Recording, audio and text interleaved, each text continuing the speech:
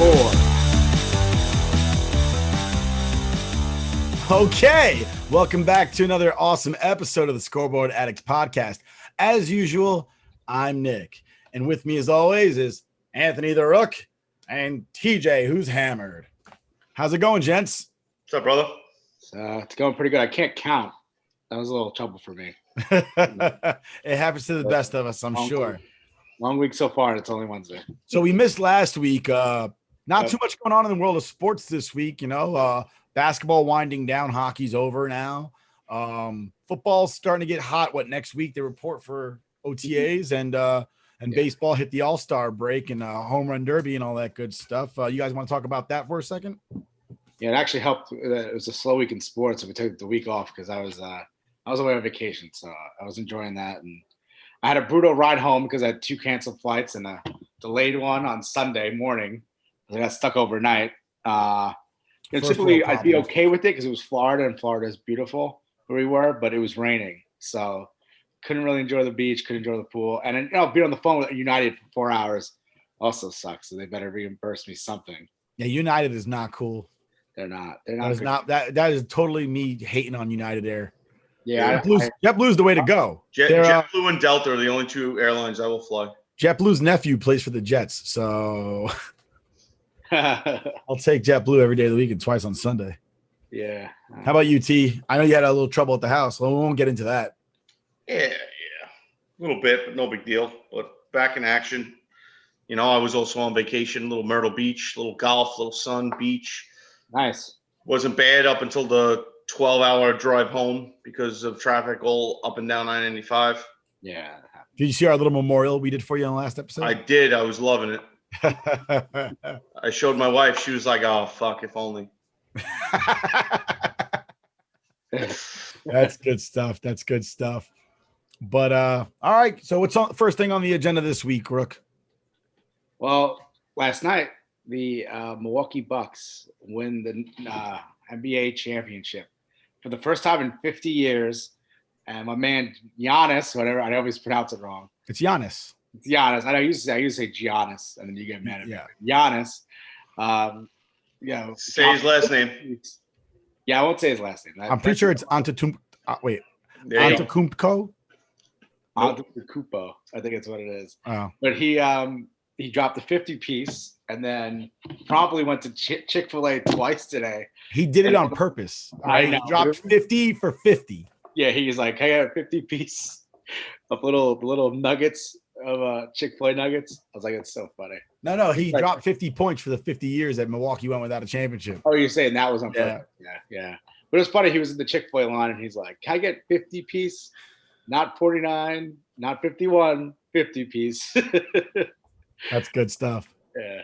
And then took his time to shit on people that try to build super teams. Yeah, I think that was amazing. I think anybody that watches sports or has respect for sports and not only like just sports in general, but the overall respect that you have for a player that comes from a franchise and actually is invested in that franchise, I think that meant a lot to us, And I always have more respect for the Barry Sanders of the world and the Megatrons and countless. Detroit Lion. Say again? Name another Detroit Lion. but there's been countless great athletes and multiple. I mean, even Dan Marino. There's been countless great athletes that have had careers where they chose to be with a franchise that was maybe not bad, but kind of middling. Even Mike Trout to a certain extent. I know I shit on him for not wanting to be in the public eye. Which is my bigger problem than him playing with the Angels. My problem with him is not that he plays for the Angels. My problem is that the reason he plays for the Angels is not because he's comfortable there, but because he doesn't want to be on a team that's relevant. He doesn't want to be the face of baseball. He doesn't want them to win either. Because if he did, he might be the face of baseball regardless if they won. But he don't want that crap, and that bothers me. But somebody like Giannis, that he's like, no, I'm going to make Milwaukee great again. Hey. More power to you, guy. And the fact that he shat on somebody like LeBron made my day because LeBron has no loyalty to anybody but LeBron. LeBron fucking snuck his own bottle of tequila into the stadium, the arena, because he's too cheap to buy his booze there. That's how sad that guy is. Well, I'm also- LeBron. I'm gonna bring in my own tequila. LeBron only has loyalty to LeBrand. And LeBron was only there because he wanted to remind everyone that Space Jam was out. Yeah. What an Speaking of abortion. Space Jam. Which is an abomination I'm not watching it. of a film. I'm I don't want to. Rook, you watched it. Was Bill Murray in it? No. Oh, they couldn't even bring at least one piece of the movie that made it great. I will tell you, Michael Jordan's in it though. Is he? Michael B. Jordan. Not that I have a problem. I don't have a problem with Michael B. Jordan, but just the fact that they did that. Why? Why is Michael B. Jordan in it? Because it's Is an it a obvious joke joke. about Michael Jordan? Yes. Yeah, they're like Had to be. They're like, oh, it's halftime. We need some help, and they're like, I found Michael Jordan in the stands, and they have like a whole thing. They start playing the music from the Bulls when they announce the lineup. They start going from North Carolina, and then Michael B. Jordan comes out, and they're like, that's the wrong Jordan. And then they're like, I think it was Sylvester the Cat is like, wait, you're Michael B. Jordan? And they're like, you're supposed to get Michael A. Jordan. It's so stupid. It's awful. Fucking bad. And then the only cool part of Michael B. Jordan being on it is he did the Friday Night Lights quote. He was like, clear eyes, full hearts, can't lose. And he kept screaming at them. I liked him on Friday Night Lights. The only thing I didn't like about him on Friday Night Lights was back then he was so skinny. He looked like this all the time. Yeah, he was really young back He looked like he had something in his mouth at all times. Like Yeah. this. Yeah, he did. Now he's all jacked up. Oh, Killmonger listen, style. So he's honestly he's one of my favorite actors right now. Not of all time, but like right now, I'll watch pretty much anything he's in right now. Yeah. He's the new Chadwick Boseman. Yeah. rest in peace. Rest in peace, Chadwick Boseman, powerful guy. What else? What else we got? So the Bucks won the championship. Congrats to my friends from Wisconsin, Crash and Ace out there in Wisconsin. Cheers to you guys. Congrats. I know you guys are pumped about anything in Wisconsin being relevant. So good for you guys. I appreciate you. Yeah, that was awesome. But Giannis is a pretty cool story. I didn't realize the full story was that like he was like selling like CDs and DVDs in the street to raise money in Greece before he came over. So it's a pretty cool story for him to be NBA champion. And like I like the whole loyalty thing. That's awesome for me. Oh, he totally had the opportunity to get a Supermax contract someplace else. Yeah, and he just shit on LeBron, KD, all those guys that just did super teams. So I respect the shit out of him. And that's why you got to have a little respect for Steph Curry too, because he was always with the Warriors. Yeah, like how much Warriors, even though they built that. I mean, KD came to that team, but they were good before that. They were good before. They were winning before that. Before they KD. They should have won the championship before KD joined, but then that was the year they went 73-9. They broke the record. They lost LeBron. Yeah, but definitely, again, but Steph is also still there. Mm-hmm. He's not looking to sign a short contract and get out and just go find another team to play on. And I think that's why a lot of people have lost a lot of respect for the NBA because of all these super teams. And I honestly hope that something like what Giannis just did inspires other players to do the same. Yeah. Because again, I've always had even you guys know I'm a big Deion Sanders fan, but I still don't think that Deion Sanders garners the same amount of respect as somebody who sticks with one team, even if they never win. Right. And they could be slightly less talented than he is. Oh, I'm sorry. But they stayed loyal, Well, hopefully this turns the tide and we can get away from LeBron being the face of the NBA, because it's such a sick embarrassment that he's just all about him, all about LeBrand, like you said before, all about making money and as much money as he can. Let's put it this way.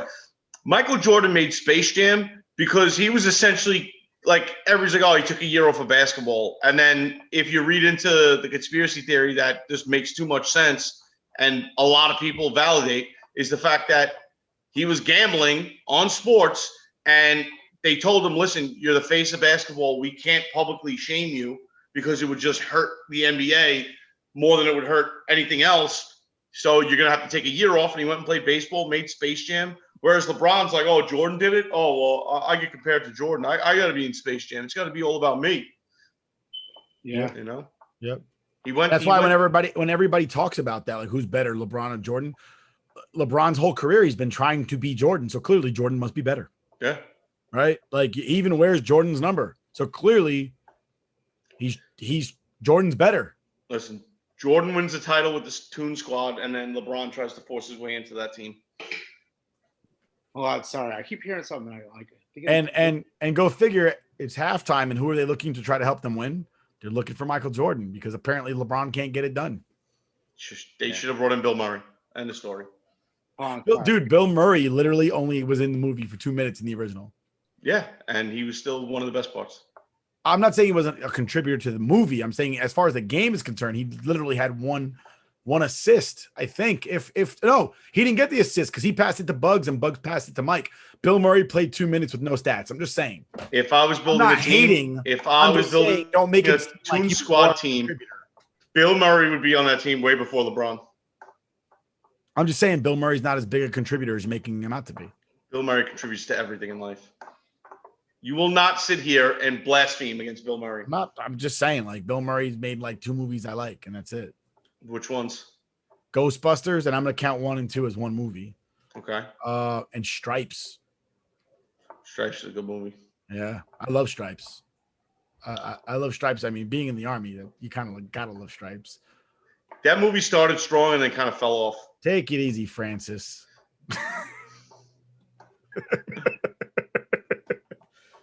Dude, that movie had a pretty damn good cast. I mean, come on, John Candy. John Candy's in it. John Larroquette's in it. Yep. Harold Ramis is in it. Bill Murray's in it. All right, so I think we talked about the NBA Finals enough. It's sad that freaking Chris Paul couldn't close it, but I'm happy for Giannis. I think no matter who won this year, I would have been content with it. Yeah, that's usually not in the NBA. It's usually not the issue. Yeah, but I think I would have been content with it because I think both players have been deserving. Yeah, 100%. I think both teams worked their asses off to get to the finals, and I mean, it wasn't something that you would sit there and these 2 teams are definitely going to the finals this year, which the NBA unfortunately is very predictable when it comes to that. Yep. So it was it's worth watching the playoffs. It definitely wasn't an easy route for them, but you know what, they made it through, and commend to them. Good for them. Congratulations to the Milwaukee Bucks and Giannis on a hard fought and well deserved victory in the NBA Finals. Yeah, and moving on to our New York Yankees, who have been, except for tonight, but have been pretty hot with the makeshift minor league young guys coming up that have heart and just reinvigorated. I think this lineup seems so stale with these overpaid, the Stantons. I mean, not that Judge is overpaid, but Judge is having a good season, but these constant like swing and miss guys who, Gleyber Torres was having a horrible season. Sanchez has his up and downs, and then just to see, you're tired of them running out these guys, and all of a sudden, Greg Allen comes in and has that young blood action. Yeah, and I love that because I feel like those guys just have so much to prove that they're going to play harder than all these guys that have been up here because it just seems they just seem dead in the water. Right before the All-Star break. Look at what's going on now. They just ran into the Aaron Boone fucking curse. Yeah, well, that was eventually going to happen. Aaron Boone's going to fuck a game up, but it doesn't matter who you put on this team; he's going to fuck it up. I'm going to say this right now, and it's my usual tirade against analytics. Every team in the Yankees minor league is in first place except for I want to say Somerset. They're in second. Yeah. And they're behind like a game. All right. Yeah, it's close. One of the bigger differences between the minors and the majors is they don't have 8 years worth of videotape on guys to watch. So they got to go and they have to approach the game the way that you approach the game your entire life, where you just look for something straight to hit. And it's easier. It really is. When you start getting in your head, when you start sitting there going, what's this guy going to throw? If the guy's got 5 pitches to throw, what's the likelihood? You have a 20% chance that you're going to guess right. Yeah. And that's why you see Stanton, he'll look at strike 3 right down the pipe, and you're going, what the hell are you looking at, dude? Yeah. It'll be a fastball, 95 miles an hour, right down Broadway. And he'll just be like, oh, I thought, analytics said he's going to throw me a changeup, so I didn't swing. I was sitting on a breaking ball. Why are you guessing? You got 2 strikes. There's no guessing with 2 strikes. Shorten your swing, get a base hit. They don't want him. They don't want to get a base hit. Now, he did it today, and I was shocked. I really was. But that's normally not his MO. That's not any of their MOs, and that's the problem. People have been talking about, and maybe that's why Greg Allen's doing well, is because he's just going up there looking for a fastball to take a hack at. Mm-hmm. And people keep talking about like, oh, well, let's bring in Joey Gallo. That's been the conversation. Right. Oh, he's a left-handed bat. I'm going to let everybody know this right now. This whole concept of there's too many right-handed bats is stupid. It's the stupidest thing I've ever heard in my life. Because if your entire lineup was Joe D, you wouldn't be bitching about how my lineup's too right-handed. Would you? Like, honestly, if your entire lineup was Joe DiMaggio, would you sit there and go, oh, I got to get a lefty in there. Quick, throw Brett Gardner up there. Well, your entire lineup's like Mike Trout. Mike Trout's a righty. They're all righties. And then, like, what the hell? And no, what you need is somebody that can get a single. Pretty right-handed, too. You need somebody that can hit a single. That's what you need. Well, they don't, but that's the problem, though. They don't try to put the ball in play, and you can't win unless you put the ball in fucking play. But this concept of I need more left-handed bats, but it's Yankee fan thoughts because the porch in left field or right field rather is short. But I don't care about home runs. I care about runs. Yeah. Whether the ball goes out of the stadium or into the gap, if only one run scores, it still counts as one. Listen, how many years do the Yankees have to lead in runners in scoring position left on base? You know, we watched earlier today. We're watching this game right now. Florial gets on first base on a little touch single to third base, steals second base, and scores from second. That was a manufactured run on two ground balls, one by Florial and one by Stanton. Yeah. You know? I like these Yankees. Again, but that's easier to sustain than trying to hit a home run. Every time, yeah. You know, like you get a bad night where it's really windy, hit the ball in the air, you're not hitting that many home runs. It doesn't happen with ground balls up the middle. And that's why I made that meme today. It says Stanley Hudson. Well, I like these Yankees. I love that. From the pretzel day? I love pretzel day. Well, I like pretzel day. It's just what I thought of. It was just like, because that's how I felt. I watched the game last night. It's like, man, like I like watching this team better with this like young lineup, and fast guys. You know what though, dude? Not for nothing. At this point, home runs aren't exciting. You know what's exciting is fucking putting one in the gap, putting one down the line, digging around the bases. Exciting. Home runs are exciting. Not when it's the only way you can score a goddamn run. Oh, home runs are exciting when there's a runner on first and third or a runner on first and second. When nobody gets on base before you because they were trying to hit a home run too. Yeah. It's not exciting when you're down by 6 runs because nobody got on base until you hit one home run. Because let's be honest, how many home runs are you usually going to see in a night? Maybe 2. If your team hits 2 home runs in a night, that's like a big deal. Like, oh wow, 2 guys went yard today, great. But that doesn't happen every night. No, you know, I take more base hits over swing miss strikeouts. Yeah, absolutely. Every day of the week. How exciting was it to see Greg Allen hit a triple? Yeah, that's great. That was so exciting. Is it like, is he gonna make it? Is he gonna make it? And that was my thing with Gallo. They're like, oh, bring Gallo over. He can play defense and yada yada yada. He swings and misses just as much as Stanton. So okay, he'll hit a home run every so often. But when nobody's on base ahead of him. You know what annoys me the most is that Stanton's a right fielder.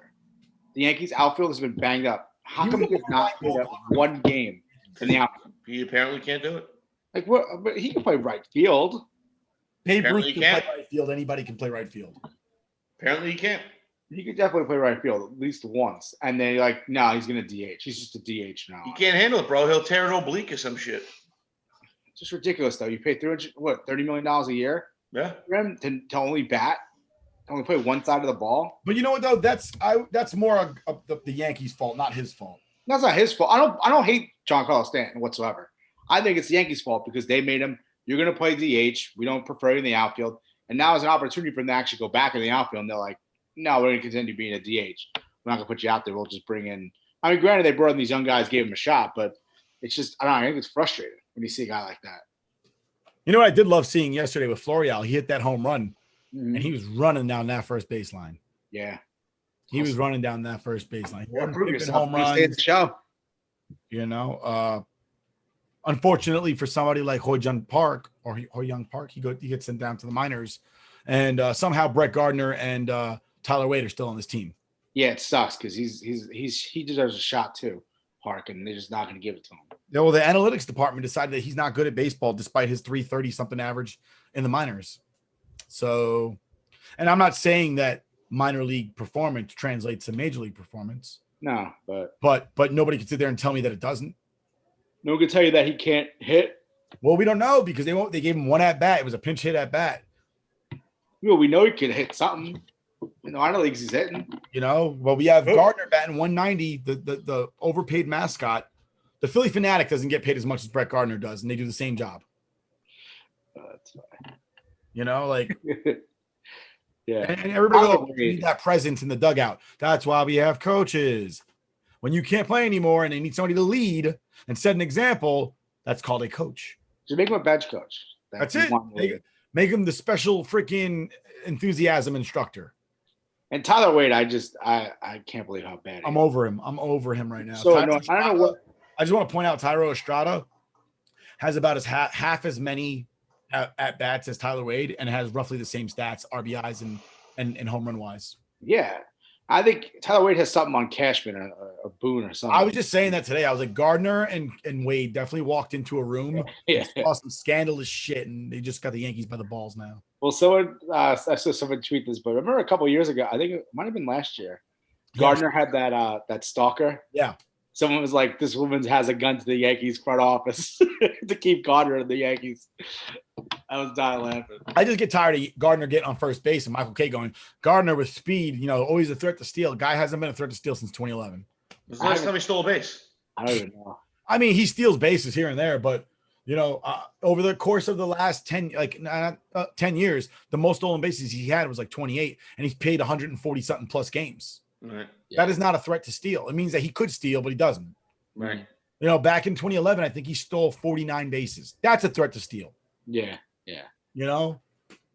But like he's standing on third base right now. He was on first base, and I knew he was not going to second base. Right. Florial got on first base, and I was like, Florial is going to take second. Did I not say it, T? You called it. And he did. And that's the difference. They would put Chapman in a ninth, which is stupid. That's fine too. That's what he gets paid for. Let him do it. No, but he doesn't do it well lately. So listen, he didn't do it well of late. All right. And we could talk about that too. But people blow saves. It happens. People have bad stretches. He's having it all at once. Yeah. That's all. Like if you have a bad week in the beginning of the year, a bad week at the end of the year, and a couple of bad days in the middle of the year, but you're great the rest of the time, you don't talk about it as much as having 3 bad weeks in a row. Yeah. But it's the same amount of losses. He just comes in bunches, and I think he'll still finish the season with 20 plus saves, 30 plus saves. Yeah. And a 2 ERA. So he was still an all-star. Yeah. So, and it is what it is. But, I honestly think that the Yankees need to stop relying on this analytics crap so much. And that's probably why the young guys are doing well, because they're not using that crap. Yeah. I honestly think there was a lot of guys that were doing well without it, and they kept pushing it on them. Look at Sonny Gray. Analytics does not take account for the individual. So Sonny Gray didn't like throwing his slider, even though analytics said that his slider was the best slider in baseball, but he didn't feel good throwing it. So he comes to the Yankees. They make him throw sliders all the time, and he gets banged around. Mm-hmm. Even though their analytics department was like, yeah, but every time he throws a slider, the other team has like a 0.001 chance of hitting it. That's great. Yeah, well, he throws 11 sliders in the fucking game compared to 45. No. He was throwing a lot of sliders. The problem is that they weren't for strikes. Right. So if you lead off a batter with a slider and it's a ball, you're now down 1-0 in the count. Right. Now you're down 2-0 in the count. Now a fastball's coming. Bam, home run. Mm-hmm. So he was throwing a lot of sliders. He just didn't feel good about it. Yeah, it's a good point too, though. Like when he was only throwing 11 sliders a game, the percentages are down because it's not really in this. Especially, and if he's not throwing them for strikes, they're probably not going to hit it. He's just catching them, chasing. And that's why that says, your slider's really good because you only threw it 11 times. When you're throwing it into the zone, you find out it's not that good. If you I'll say this, I'm all about maximizing people's potential, but I'm also not a fan of people losing what made them successful in the first place. Right. It's you think of like Major League, right? Major League 2, Willie Mays Hayes comes back, and I'm a power hitter now, dude. You can run. That's what makes you good, right? Vaughn. Oh, I don't want to just be one of these guys that burns out throwing 100 miles an hour every pitch. I got to be a finesse guy, and he's getting lit up, tits lit. All right, you can't throw smoke now because it's all in his head. All right, that is real. That's a real thing. You get these guys in your head enough, and they will crumble. You know, like even A-Rod, he's like, I used to have a therapist. He used to talk to him before every game. These guys are crazy. They're out of their minds. Well, Willie Mays Hayes also changed faces. I didn't even realize I was a different actor until I was an adult. Really? Until I realized what who different actors were. You realize Wesley Snipes became Omar Epps? As a kid, I didn't know like the difference between Woody Harrelson and Omar Epps or Wesley Snipes. Like Woody Harrelson and Omar. The funny thing is, they probably should have just paid Wesley Snipes because that's when he became more famous and started getting jacked up. And it would have been the typical, I'm a home run hitter now. And they could have went like a Barry Bonds type of, holy shit, where'd you find 50 pounds? Yeah. But no, when I say Woody Harrelson, I mean like because Woody Harrelson and Wesley Snipes are in a lot of movies. No, I thought it sounded like you were saying you confused Wesley Woody Harrelson. No. So what I'm saying is like when I can't tell the difference between them. When I was little, I didn't know that. Like I didn't know an actor. If you gave me an actor's name as a kid, I'd be like, I don't know who that is. Yeah, you know who that is. I know. You know, but now as an adult, obviously, like you don't watch the same. I mean, I watch the same movies all the time now. But as a kid, the only movie I watched continuously was Wayne's World.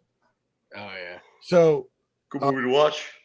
So, I didn't realize until I was a teenager, like, that's Omar Epps. Because I didn't have Major League 2 as like on tape when I was a kid. When I got it on DVD, that's when I realized, like, oh crap, that's not Wesley Snipes. That's Omar Epps. He's in He's in The Program. Great movie. Have you ever seen The Program? No, I never seen it. Oh, The Program's amazing. Halle Berry. Who's the one from O? Mekhi Phifer. See, I confused. And Josh Hartnett. And then who's I think it's Josh Hartnett. Who's the guy from Save the Last Dance? That's not Omar Epps. Thomas something. All black people don't look alike, Rook. Okay? Jesus. No, I always get confused. I always think they're all, I don't know. By the way, none of them are the running back from Varsity Blues, just because I knew you were going there. No, the guy from who was the one in Rocky 3? That was Omar Epps, right? No, that's it's Billy D. Williams. It's Mr. T. Fuck. I know. You're a liar. You have no idea. No, I thought you were talking about Rocky 4. What's his name? Creed. Apollo Creed. You realize he's in more than just Rocky 4, right? I know. He's Carl Weathers. Yeah, Rocky 1. Apollo Creed, Carl Weathers. But I was joking that he was Billy D. Williams. Yeah. So my dad's talking to me the other day, and he's like, Carl Weathers died. And I'm like, he did?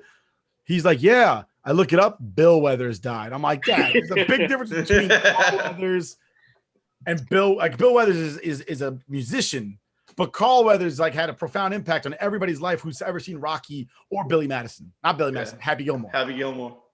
No, the guy from Chubbs Peterson. The guy Isn't that crazy that Carl Weathers is Chubbs Peterson?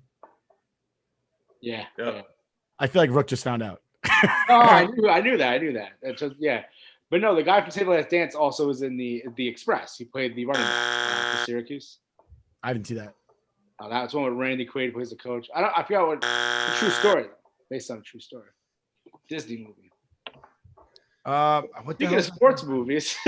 Well, just to clear it up in case we keep going on the Bill Murray aspect, that's Ernie Hudson in Ghostbusters. He died just now. I know. R.I.P. Yeah. Ernie Hudson. Yeah, that was sad. Sean Patrick Thomas is the guy from Save the Last Dance. Which I think he's the same guy that's in The Express. And he's also in Cruel Intentions. Plays the cello teacher, or it's either a bass or a cello. Cello instructor. Cello instructor, yeah. With the girl, he hooks up with Summer Blair. Yes, he so does. Speaking of movies, since we got from the Yankees to talk about movies anyways, that we're going to actually start doing an additional episode reviewing some of our favorite sports movies. So be a lookout for that. So we're going to get additional episodes coming out every now and then being released. Obviously, we'll probably do some of the movies we just already explained with, I guess, The Program, The Express, Happy Gilmore. Dreams, Happy Gilmore. Absolutely. Yeah, Fill the Dreams Out. I think we should do like a whole episode where we just talk about how Kevin Costner should only make sports movies. Kevin Costner apparently is the greatest baseball player that's ever lived. Yeah, we could do that after we review one of his movies. Kevin Costner could not only pitch to himself because he also could catch. Yes, that's true. But on top of that, he could bring ghosts that have died to come play as well. Yes, and he could play with just a 3-iron, and You can play with a shovel. 7-iron. That was a 7-iron. 7-iron. Come on, dude. Don't disrespect Tin Cup. Sorry. My bad. I love how he's called Tin Cup, and that has nothing to do with golf. It has to do with baseball. It has to do with baseball. Oh, further than Kevin Costner is a perfect. Well, Kevin Costner played for UC Santa Barbara. Yeah. He walked on at UC Santa Barbara. Well, that's why he's showing you sports movies. Who else was Kurt Russell, right? Didn't Kurt Russell play college baseball? I don't know if Kurt Russell played college. Yeah. But Charlie Sheen played high school baseball. So we'll start doing those pretty soon. We're gonna start it this week, but we kind of didn't have time to do the movie. But I think we'll start it soon, though. And I think we'll probably I guess we'll do Field of Dreams first. Yeah, just because MLB's doing that Field of Dreams next year, and we started seeing commercials during the All-Star game. Who is it? They're doing it this year. It's this year. It's this year. Yeah, it's this August. Is it Yankee Sox? Yankee Sox. Oh, I think they're only playing one game now. It's Yankees White Sox. Yeah, it's only one game. But yeah, we'll definitely be starting that. So we'll definitely start with Field of Dreams, and then if anyone wants to jump in our mentions or our DMs on Twitter on one of the things. Kurt Russell played for the Los Angeles Angels farm system. Wow. Wow, look at that. TJ. And that was when he was blossoming as an actor. He said he would give up acting if he could make it as a baseball player because of his love of baseball, because of his father and his grandfather. Wow. Mr. Nobody. Dude. And I bet you probably would have been happier in the baseball scene than the Hollywood scene. So, not as rich, but. So speaking of sliding into DMs, did you guys happen to catch UFC Poirier versus McGregor? I did. That was a couple weeks ago, but we didn't get a chance to talk about it. But I did catch the consequences of the fight. So I watched that with my family. My father and my cousin came by, and that was gruesome. That was ugly. At first, you didn't realize that it happened. Please step back. After seeing the replay, that was pretty gross. That's a lot. Supposedly he had hairline fractures through training camp. Yeah, they said he did. Even though he said it beforehand. So they go into the post fight, and of course, McGregor can't just be injured and sit quietly on the side. He's got to talk shit because the little leprechaun's got nothing else. He's won one fight. Listen, he's won one fight in the last 4 years. Okay. Yeah, one fight. That's one fight against Cowboy Cerrone of all people. Yeah. You don't see me throwing like fucking. He needs to retire already. Go fight Mayweather for fights that don't matter. All right. You're lucky the Irish people aren't offended by anything because we just don't give a fuck. I'd be offended by McGregor right now. He's embarrassing your fucking people. It's not that he's embarrassing it. Losing the French people. He's embarrassing. He doesn't understand that you can't talk shit when you don't win. It doesn't build hype. You just look like an asshole. Yeah. But you can talk shit when you're good, or if you're like Logan Paul or Jake Paul, you can talk shit because you want somebody to pay to watch you get knocked out, but they just never seem to get knocked out. Yeah. But that's essentially the shtick. You're gonna get $100 million because everybody wants to see you get knocked the fuck out. And then when they fight somebody else next month, hopefully they get knocked the fuck out then, and I'll pay another fucking $40 to watch it because I want to see this guy get knocked the fuck out. Well, that's Mayweather's knocked out of the Yankee game. Yeah, that's pretty much Mayweather's career. Everybody only watches to see him get knocked out. But yeah, McGregor's sitting there and he's shouting off, and then people are mad at Poirier for kind of mocking him as he's injured, and I'm like, well, Poirier's sitting there, he's about to do his interview, and the guy's sitting in the corner talking shit with a broken leg. What's Poirier supposed to do? Just be like, I'd make fun of him too. Like, you're a big man now. You can't even walk. Yeah. You know, and then Poirier gets with Joe Rogan. He said, hopefully he gets better. I think he hurt himself when he kicked me. It felt weird. And I actually pointed at him like, I think you hurt yourself, guy. We go down to the ground after McGregor said, whoever goes down to the ground first is a bitch. He attempts to go down to the ground first. That's what he said the day before. And then he also said something along the lines of like, the only wins that count are knockouts. Right. And he goes for a choke. So talk a lot of shit. Can't back any of it up. I actually like Dustin Poirier. I think he's good for the sport too. I like Dustin Poirier too. McGregor won the first fight. Yeah. Things with what they call combat sports, boxing and UFC and Muay Thai and all that stuff. Sometimes you have a natural weight, right? Like the weight that you walk around in life at that you feel comfortable with, that you're eating normally, and you can train and you can do whatever you do. And like my natural weight is around 180 something, right? That's my natural weight. Now, if I was one of these combat sport peoples, and I hate that phrase because they're not doing anything combat related. Some of these guys, they go into the sauna and they sweat and they break themselves to drop down to fight in weight classes they have no business in. Yeah. And in some cases, it's to their detriment because they don't live at that weight. And 100%. Now they're sitting there dehydrated, malnourished. Well, you ever watch the videos of like the guy? He's like the number one nutritionist in the UFC to getting guys cut and dropping weight and stuff like that. And they'll go over their routine for like the 2 months before their fight. And it's like, usually like if you're gearing up for a brawl, you'd be trying to eat more protein, put carbs in your body, get energy. And these guys are eating fucking chia seeds and drinking water with lemon juice in it and cayenne pepper. And that's it. Like you're literally putting yourself into malnourishment to drop weight. Yeah. And then, they put on 10 pounds, the night before the fight, but that's all water weight. You're still sitting there. Like you're supposed to be building up stamina and energy to keep going, and you're starving yourself beforehand. Yep. And maybe Dustin Poirier, when he previously fought McGregor, he's fighting at a lower weight class, right? But maybe he doesn't live there. And then maybe that had something to do with why he lost. And now he's bumped up a weight class and he does live there. That is where he's comfortable. Right. And previously to that, he wasn't fighting at that level because his trainer thought it was a good idea to fight at a lower weight. And now he's going back to being, wherever he's supposed to be. And now he's kind of killing it a little bit, He's got to be number 1, number 2 in the world, or at least in the UFC. And a great example of that is if you ever get the opportunity to watch the movie Bleed for this about Vinny Pazienza. Yeah. He breaks his neck and he comes back to boxing. And his trainer goes, dude, you need to bump it up 2 weight classes. You're trying too hard to lose weight. That's why you keep getting knocked out. Like, yeah, you're getting these easy knockouts here and there, but you're hurting yourself because you should be fighting at 2 weight classes above.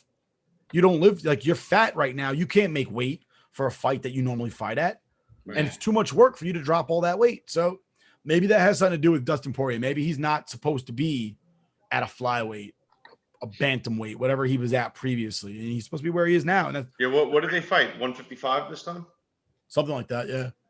150 above, 155. And good for him, And honestly, if you watch the post fight, he does say like, hopefully he gets better and gets healthy and goes back to his beautiful family. And McGregor's over there like, fuck you. Like the wife, Dustin Poirier's wife walked by and she was like, fuck you, McGregor. And then he goes, oh, that's why your wife is sliding into me DMs. I'm pretty sure his wife can slide into the DMs of somebody that can actually walk. And the greatest part of it all was, what do you have against the wheelchair bound? Jesus. This fool, he said something about you're going to end up in a stretcher. Well, no, he said he told Poirier that the only way you leave this ring is in the stretcher. Exactly. And ironically enough, that's the only way that McGregor left the ring. Yeah. All right. Well, moving on from the MMA stuff. The Olympics start this week. You put a little Olympic noise here. A little theme song they play for NBC.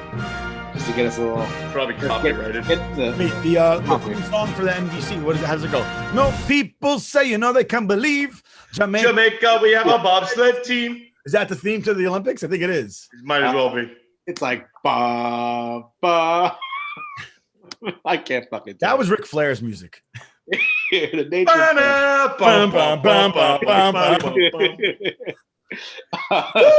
Olympics start this week. Team USA, the women's soccer team. They're already. Who gives a shit? They lost 3-0. They lost for the first time in 44 matches in the Olympics. Yeah, I heard that they were protesting America and they refused to score goals until I don't know, some bullshit.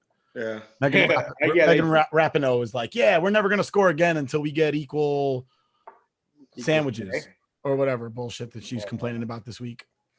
Yeah, she's a fucking troll. She sucks. Seriously, it's just like that Subway commercial with her in it. It's just like, oh god, if there wasn't more of a reason not to eat Subway. So first of all, Subway's disgusting in the first place. A fast food sandwich. A sandwich is already fast food. Dude, my favorite How thing lazy is could like you be? in the last month, they some company randomly tested Subway tuna from different locations, and they found they had 0% tuna in the tuna sandwiches. Disgusting. What? Yeah, 0% tuna. Did he just misplay that? Oh, he misplayed it. Yeah, 0% tuna in a tuna sandwich. He had to hold up though. But then I don't know. Speaking of the Olympics, obviously, not to get too much to the women's soccer team. But Maybe the Yankees don't have the worst outfielders in the world. Maybe they don't. He just literally just dropped a fly ball. Like, yeah, that must have hit the lights or something. I mean, do you guys look forward to the Olympics? Do you guys to watch it? Or? I do, but it seems like I don't like these new watered down Olympics. Like skateboarding is in it. What? Yeah, I don't watch that shit though. Yeah, it's like very. Come on. I'd rather watch the X Dude, Games. but that's what I mean. The X Games hasn't been popular since probably 2004. Since Tony Hawk More than showing that. up. It's like, and now what else? Actually, no, since Shaun White stopped. Even the golf. I love golf, but I don't think golf's an Olympic sport. Baseball's back in the Olympics. But golf, they've always done golf though. That's not like that new. But the problem is they were discussing 2 years ago getting rid of fucking women's softball and baseball. They got rid of both. But baseball's back. Now they're both back. Yeah, but it's just like, sorry, those aren't the things I think about when I think about the Olympics. That being said, though, Todd Frazier is on the Olympic team for the USA. Yeah, they have the basketball too, which I always enjoy watching. Dream Team. I don't think they're going to be that good this year, but no. I mean, I always enjoy the basketball. That's fun to watch. You know why they're not going to be good? Carmelo Anthony's not going to be on the team. Carmelo Anthony's like the most decorated, I know, athlete for the USA basketball, which is hilarious because he really is so good at the Olympic basketball. But like in the NBA, he fills it up too. But he's just obviously never won a championship in the NBA. But besides those big sports, though, what do you guys look forward to? I like watching the weird stuff, man. I like watching handball. I like watching fucking water polo. I like watching the weird shit. Well, I agree. You know me, I swam in college, so I enjoy watching the swimming. The diving's pretty cool. Swimming too is fun. I don't like to watch like the mile and crap like that. I'm not watching. The 500. I can't watch the track running. That's too boring for me. I don't watch the 500 or any of that, but I'll watch like the 100 meters. I'll watch the relays. The relays are so exciting. Swimming's exciting. I always loved swim. I swam too growing up, competitively. Not as good as Nick though, but and Nick wasn't that good, all right? Dude, I love watching the gymnastics. Love watching the women's gymnastics because every one of those girls can beat the shit out of me. Oh yeah, those girls are so fucking strong and they're so small framed and they have wider fucking shoulders than we have, and they would just pummel us, dude. Pummel us. It's just like, but that's what I mean. Those sports like that, like anything gymnastics related, guys and girls, those athletes are like the pinnacle of what your body can do physically. Yeah, like it's just insane, absolutely insane. Yeah, it's. Honestly, what they need to incorporate instead of incorporating these fucking dumb shit like skateboarding and all this other crap, put like American Ninja Warrior type of shit in there. That's what I want to see. How great is American Ninja Warrior? It's amazing. I love it. Your mom loves American Ninja Warrior. Right? My mother fucking loves American Ninja Warrior. Shout out to Rook's mom. Facebook on it. She's like, I'm back on American Ninja Warrior. Yeah. She was like, I had to check its Yankee game, but I had to go back to American Ninja Warrior. Your mom loves American Ninja Warrior. Dude, it is so ridiculous, especially when they get to the semifinals and shit like that. Where it's like, okay, that dude is literally just swinging by his fingertips. Yeah. Like, oh yeah.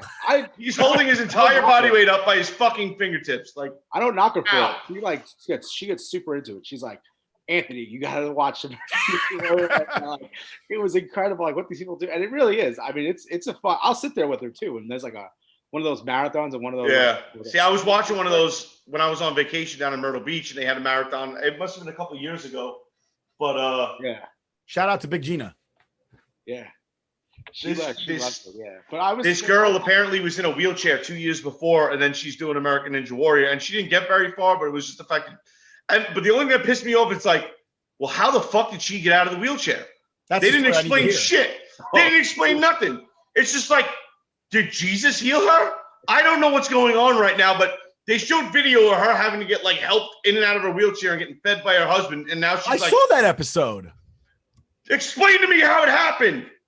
I might need to know that someday. It's like that's like, imagine if I just showed up one day at a party in a wheelchair and 2 weeks later I'm swinging from shit on American Ninja Warrior. Like, I just saw that guy. He had a fucking colostomy bag and he couldn't get out of his chair. We thought he was joking. We pushed him out of it. He almost died. And now he's doing American. Like, there's got to be some type of explanation how she got out of the fucking wheelchair. How did he do it? He talked to that girl. Oh. Yeah, he found out how that girl got healed. Yeah, that is crazy. But anyway, yeah, I mean, obviously Olympics. I mean, I still get excited for some of the stuff. The opening ceremony and the closing ceremony is always kind of weird. You want to see what the country's going to do for like bringing the torch in and what weird dancing or decorative stuff they put around. It's never got into that.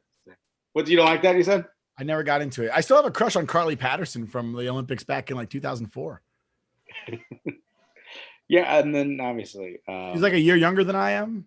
They still that one girl from Carly, if you're out there, what's up? Michaela Maroney, remember her? She's the one. With the smirk or whatever. She's still like that was like almost 8 years ago, I think, and she's still on commercials now. Well, what's crazy, you don't realize a lot of these girls that are gymnasts were like 14, 15 at the peak of their gymnastics. Oh, yeah. She's like only like 24 right now. Yeah, she's young. So it's insane. Yeah, it's crazy, but dude, I like the Olympics. I do. I don't like how TV kind of ruins it because it seems like they introduce something and they'll cut away to a sport that they think gets more ratings, and you'll be into something and they'll cut away. Like with the Winter Olympics, I love curling. They always fucking cut away from curling. It's like, seriously, This is why I watch the Winter Olympics, like hockey and curling. I don't care who's skating fastest on the fucking weird straight razor blades. You got to watch snowboarding too, dude. Speed skating's awesome, though. Speed skating is so stupid. It's like awful. Oh, come on. Well, who's that kid? Who's your favorite speed skater? Weir? No, he's a figure skater. Is he? Johnny Weir? Yeah. Yeah, he's a figure skater.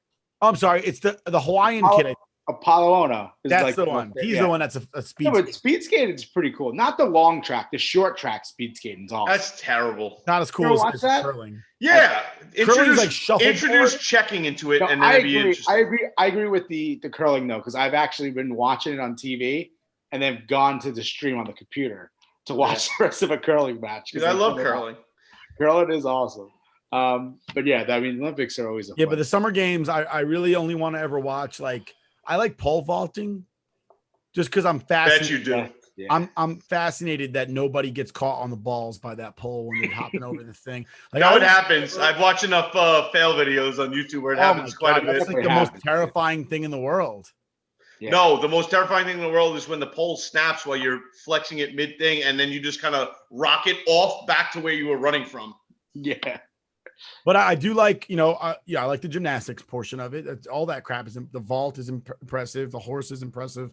The rings are, the whole damn thing is impressive. I've never seen anything in gymnastics that was done where I just sat there like, What I get pissed off about things like gymnastics and diving is that there's somebody, I don't like events that have to do with judges. Because if the judge is having a bad day, he could just be like, fuck you, you're going to get a bad score. Well, it's always the French judge. The French judge. The German judge. No, dude, the French judge is like the fucking Nazi party in every Indiana Jones movie. It's like, oh, we know who the bad guy is. Like an 8.2. It's like, oh, boo. That's the other thing that kills me. You'll get like an 8.2 and everybody be like, oh, he lost. 8.2 sounds amazing to me. Maybe they need to raise the standards at the Olympics and like change the scale a little bit so that if you get an 8, it's still good. Yeah. I still maintain that with the diving competition, they really need to do high dive belly flop competition. I mean, just incredible. That'll be painful. Yeah, just like that's where America could shine. A whole bunch of fat fucking Americans running out there, jumping fucking 40 feet up straight on their stomachs. Just getting out of the pool, getting thrown a fucking Miller High Life. USA! All right, easy there, Bert Kreischer. Belly flopping into Dude, Bert Kreischer would be amazing at the high dive belly flop. Shout out to Bert Kreischer. Yeah, he'd fucking go for it. Shout out to the machine. The fucking machine. Yeah, he might be able to fucking do it for USA or Russia at this point. You know what I like though about the Olympics? They do the late night Olympics. It's like Bob Costas tells you a really sad story about an Olympian. Sorry. It's like the typical. Bob Costas always tries to make everything so dramatic. And it's like at this point, it's like at the age of 12, all she wanted was a pony and her parents denied her. So she became the greatest gymnast in the world. It's like, what the fuck does that have to do with being a gymnast? It's like her sandwich dropped on the floor right before one of her biggest matches. And like they'll like show a dramatic like dropping his sandwich falling in slow motion. Yeah, I'm like a sandwich. Hits the floor. Boom. This athlete was really close with his grandma, and then they're building it up. It's like, oh my god, what happened to the grandma? And then she moved to Florida, so he started riding a bicycle. Yeah, and that man became Lance Armstrong. Yeah. It's like he had no other choice but to ride a bike 12 miles both ways to see his grandmother, and now he's in the Olympic race today. It's oh god, it's really dramatic. That's Al what makes it. That's the best about Al Trotwick is great. It's great. I enjoy it. All the stories and the storylines and all the weird sports that we don't typically see every day. But well, that's what I like. I mean, that's why I favor more of the Winter Olympics, because it's just like you'll see something random and it's like the 2-man luge. It's like he's sitting on that dude's balls. Who thought of this? Who's like, I'm going to build a sled and we're going to go down together. It's like, where am I sitting? You clearly are laying on a platform. That's pretty cool. But where am I sitting? Right here on my balls. The craziest part. What are we wearing? Are we wearing fucking skin tight leotards, baby? But it's cold out. I know. Like, who came up with that? Some genius. That is, we're going to fucking build a slide and then we're going to cover it in ice and just fucking hurl ourselves down it in a skin tight outfit. Had to be. Maybe we'll wear a helmet. I don't know. They had to be. They also have the head first one, the sculling. Yeah. The skelly. I honestly, and then they also had the skeleton. Yeah. The skeleton. Who invented that crap? I don't know. Because you got no protection other than your helmet. Like you hit something on that thing. Because there's one that's, I think the skeleton is face first. Yeah. And the skelly is feet first. No, the luge. The luge. I'm sorry, the luge. The skeleton is face first, which is appropriately named because if you mess up, you're going to die. Your skeleton's showing. Yeah, that's it. Like it's just incredible. And I'm just like, and you're inside you. You're like, oh, somebody fuck up, please, somebody fuck up. I got it's like in NASCAR and hoping somebody crashes. Right. They should really measure distance when somebody like falls off the fucking luge halfway up the thing, and it's like, can he make it all the way to the bottom on his ass? Let's see it happen. Fucking, that's a bad road rash. But yeah, I think the Winter Olympics are better than the Summer Olympics. You get to see shit that you don't like. I mean, yeah, we can always watch gymnastics. We can always watch. You're never going to see the long jump for the miracle will always be better than any dream team. I agree. True. And that's not a hockey bias by any stretch. We're talking about a bunch of college kids beat the best hockey team in the whole world, as opposed to who did what? They didn't lose a game. Non-professionals. And up until that point, they didn't even lose an exhibition match for like 27 years or some shit like that. Yep. Yeah. It was the same team forever. Yeah. And a bunch of those guys were playing in the NHL where the fucking kids, everybody else was college kids and shit. Yeah. Yep. Yeah. Well, NHL players weren't allowed to play. The Russian guys were all playing KHL, which is essentially the fucking American version of NHL. That's true. Yeah, that's true. But apparently only America's professional sports are considered professional sports. Because that was the U.S. Olympic, I think, practice not to have the NHL players coming. Maybe. Dude, listen, Miracle is a great movie. Kurt Russell's Hurt Brooks was amazing. If you don't like Miracle, you hate freedom. Yeah, I agree. You just go outside and murder a bald eagle while you're at it. Dude, that movie's incredible. Just the story is incredible. Like they had no business winning, and they were like, "Yeah, fuck you, we're doing it." A bunch of kids. Dude, and they hated each other. They all came from fucking colleges that they put Boston. Yeah, they put 4 or 5 kids from BU on the team, and then they grabbed fucking 4 or 5 kids from Minnesota. And I think season before, 2 of those teams were in the college finals. Yeah, they were playing in the Frozen fucking hated each other. Yep. Yeah. Yep. That was all. That's a good movie. We'll definitely review that one for sure. 100%. So moving on from the Olympics, we're heading to the second half of the MLB season. We're obviously watching a game right now, but you guys have any bold predictions for the second half? Boone's going to continue to fuck up. That's not really bold. Yeah, that's not a bold prediction. But my bold prediction is going to be the Milwaukee Brewers will follow suit the Milwaukee Bucks and win the World Series. Wow, that's bold. I actually posted it on Twitter today. I said that DeGrom will only have 5 more wins this season with 8 no decisions. If he comes back, he's also on the. He said he's feeling better.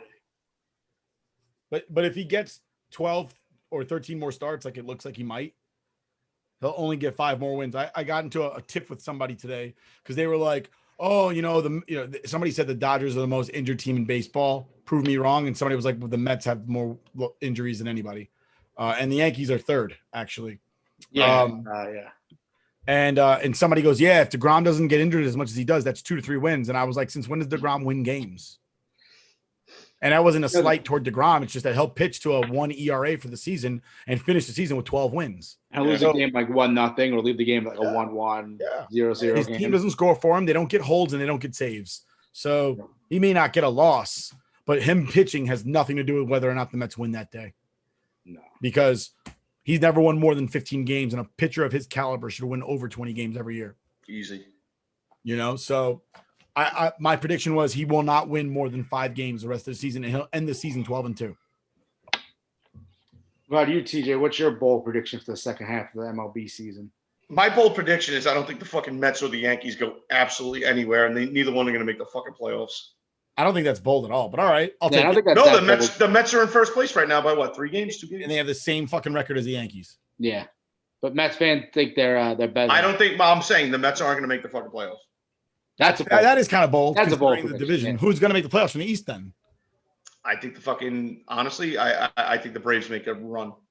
Really? Even after losing Acuna? Yep. I think they make a run. Wow. That's a bold prediction. That's a bold prediction. That team is a bold prediction. Young talent. And I think for a baseball team, they play baseball with heart and passion, and they might go on a run.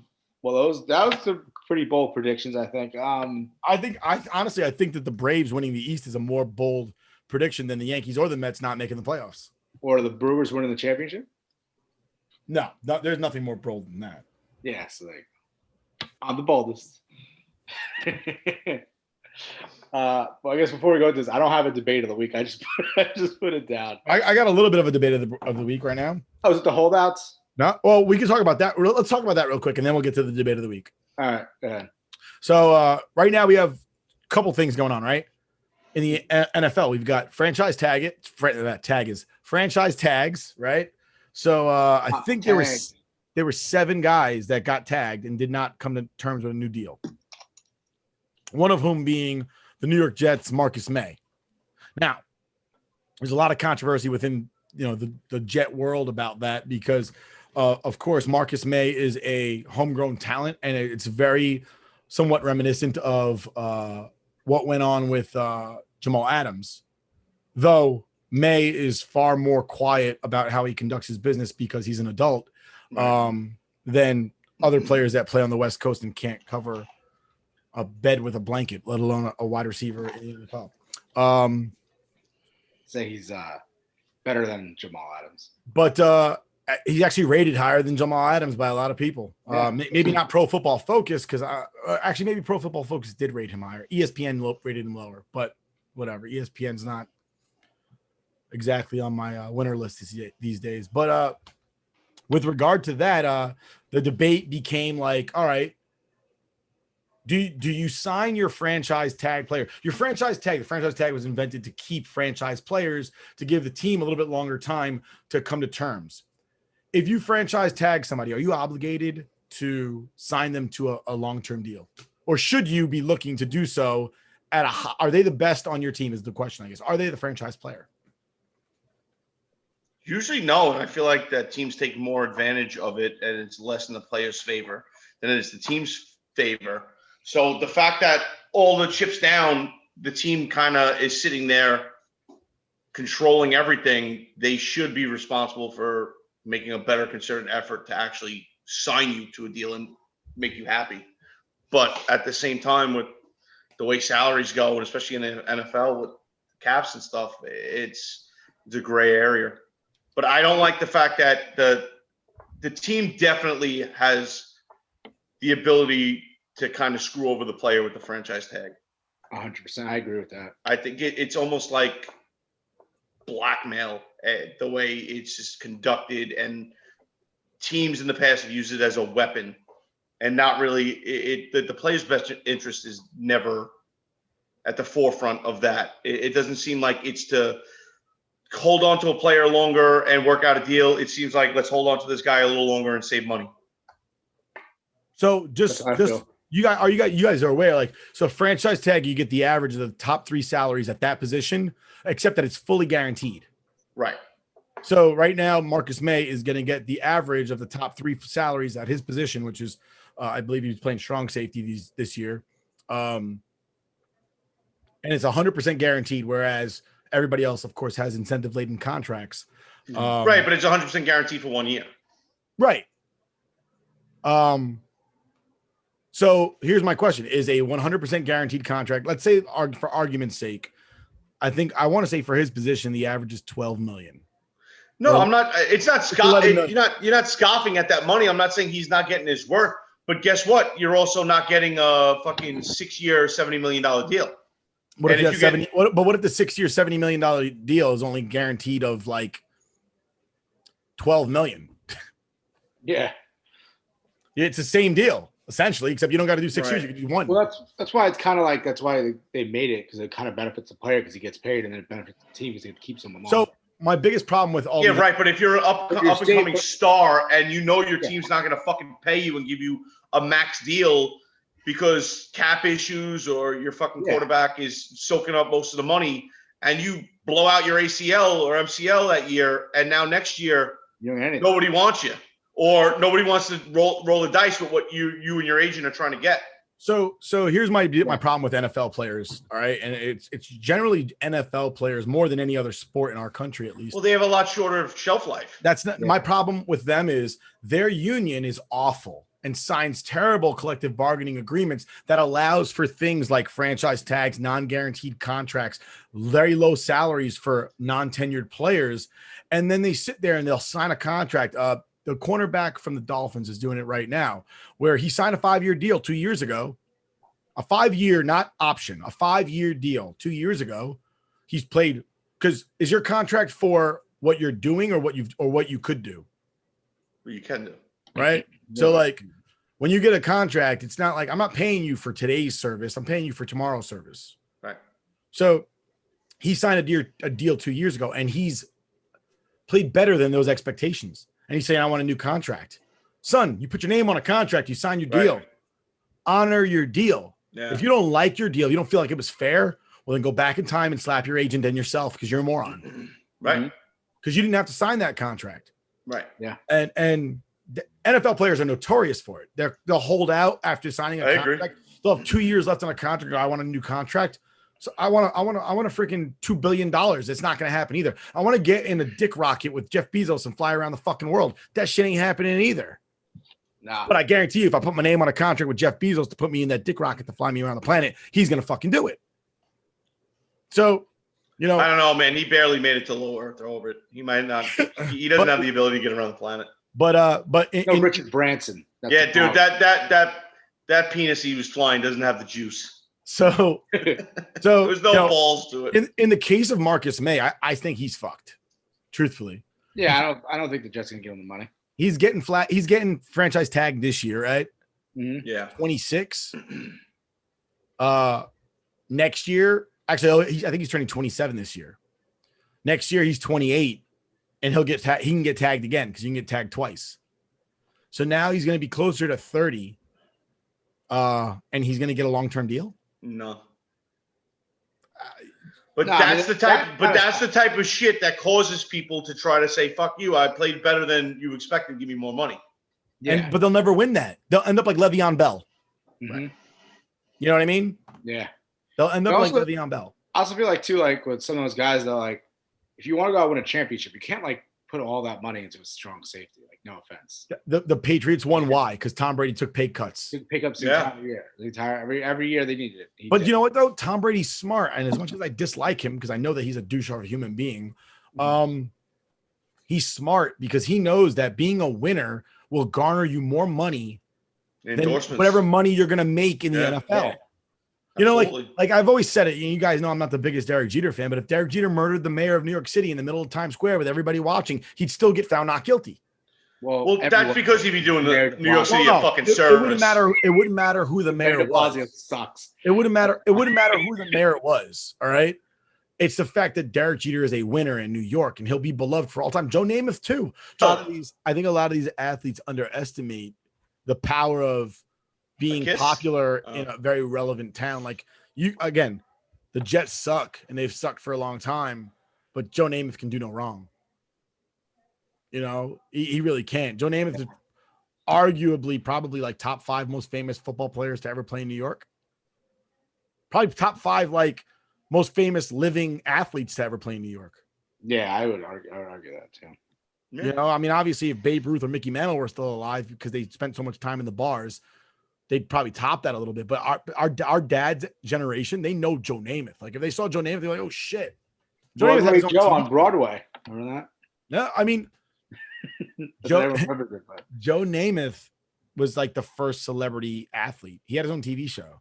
Bro, he walked around in a fucking woman's fur coat. No, it was a man's fur coat. He walked around in stockings. There's no man's fur coats. He did, tell that to Frank Lucas. Tell that to Jerry Seinfeld. Jerry Seinfeld sucks. Fact. Oh God. The other thing going on in the NFL right now is a lot of unsigned rookies, and a lot of people don't get it because salaries are slotted now. The days of Reggie Bush thinking that he was going to be better than Mario Williams, which he wasn't, are long gone. You can no longer negotiate your contract as a rookie. Yeah. It's slotted. So people are trying to figure out why these rookies aren't signing their deals because you're not going to get a better deal. Your deal is your deal. It's slotted that way. So what do you guys, I heard something about it that I thought was pretty profound, but what do you guys think about that? I don't think it makes sense for them because it is ever since that slotted stuff. What are they going to do? Negotiate? Like they can't then they become a free agent. They got drafted. They have to go back to hold out a year. But there's no sense. There's no sense to hold. You got drafted where you got drafted. You're not going to sit out a year and get drafted higher. Right. No, I know. It's like it doesn't make any sense. And then you have then what are you going to do? Take a chance next year, get drafted higher? How are you going to get drafted higher when you just took the whole entire year off? You haven't played. Right. I don't think it makes any sense. It might be one of the dumbest tactics I've ever heard. Unless anyone would make sense of it. I don't get it. I think rookie contracts should be a little shorter for that reason. Well, rookie contracts are 4 years. But I think they should be shorter because within 4 years, you know if that person's what they're worth or not what they're worth. And I think it's both beneficial to the team and the player. I actually wouldn't be surprised in the next lockout they're going to get that changed. So I read something that I thought was genius. They said the reason that, and this is for the Jets, the Johnson family hadn't signed their top 3 draft picks is because the longer they hold on to that money, it sits in their bank account on their stock market gaining interest because they don't have to pay out the signing bonus to the player on that day. Yeah, but that's a benefit for the team. What is the benefit for the player? If the team doesn't offer you the contract to sign, then you can't sign it. Oh, I see what you mean. And I was just like, you're saying that the rookies were holding out. That's they remained unsigned. I didn't mean they're just unsigned. They didn't sign. I gotcha. And I read that and I was like, that actually kind of makes sense because I know people that are like, I'm not paying my mortgage on day one. Let it sit in my bank account for another 5 days and get 5 cents interest, and then I'll pay the bank. Why should it sit in their bank instead of my bank? Not necessarily a bad idea until you miss a payment and then you're fucked. But hey, it is what it is. I'm confused. I thought you were saying the third round. No, they're just unsigned. They just didn't get unsigned. So that makes sense then if the Johnsons are trying to make more money first before paying someone off into a contract. Because right now, Zach Wilson's the only person that hasn't signed with the Jets. He hasn't signed, you said? Uh-huh. Really? I didn't realize he didn't sign a contract. I mean, he'll sign before next week, but but he's going around. He's going to the camp and stuff too. He's not going to play. He's running his own camp. I don't know if you guys saw that. He had people go down to Florida and they were going out down there. Really? Corey Davis and a couple other guys. So he's a leader already. Where do you think Deshaun Watson ends up? Because it looks like Miami talk. Dude, it looks like he's settling all his, legal issues. They're all civil cases too. It's not like No, they opened up a criminal case. I think Texas or Florida. I thought it was California. Might have been. They opened up, but it's just at the investigation stage, and not for nothing, all these accusations are years old and took how long to get out. So it's kind of like, and the longer it goes and the more people that come out, I feel like it becomes a cash grab with everybody just looking to settle. And the criminal investigation kind of gets tarnished by the fact that it's like, all right, not saying that it couldn't have happened, but you're making it out to be too much of a, oh yeah, I'll go away if I just get paid. Yeah, it's kind of. But I mean, does Houston try to hold on to him and say, no, you're playing here or else you're not playing anywhere, or do they just want to wash their hands of him? Because I mean, we went from earlier this year pre-draft talking about the Jets giving up fucking a first-round pick and second-round pick, and now I don't think anybody give up shit for him because you're just still taking a chance with him. Yeah. And honestly, players like that ends up fucking paying dividends. So he's going to end up going somewhere and playing pretty well, I think. Oh, he'll play well if he gets the opportunity to play. Yeah. Somebody's going to give him the opportunity. Oh, no, I'm saying at this point, the NFL could suspend him for a year. Yeah, if they come out with anything criminally, but they don't have to come out with anything criminal at all. They can just sit there and be like conduct detrimental. They can do their own investigation too. Right, I understand, but they have to do their own investigation, and it's been this long, and they haven't come out with shit. Probably because they're waiting for him getting traded. Yeah, honestly, I wouldn't be surprised if he doesn't end up in New England. No, I don't think he's going to end up in New England. No? No. I would say Miami more likely. I wouldn't be surprised if he doesn't play at all because he gets suspended. I wouldn't be surprised if he got suspended as well. I'd be really shocked if he got traded to Green Bay 1-for-1 swap with Aaron Rodgers. Wow. That would suck for Aaron Rodgers. Texans are terrible. But yeah, Aaron I'm not Rodgers sure. deserves to fucking play in the fucking stupid Canadian indoor football league. Fuck Aaron Rodgers. That's where Alex Trebek made his start. But yeah, I'm not sure where Deshaun Watson ends up this year.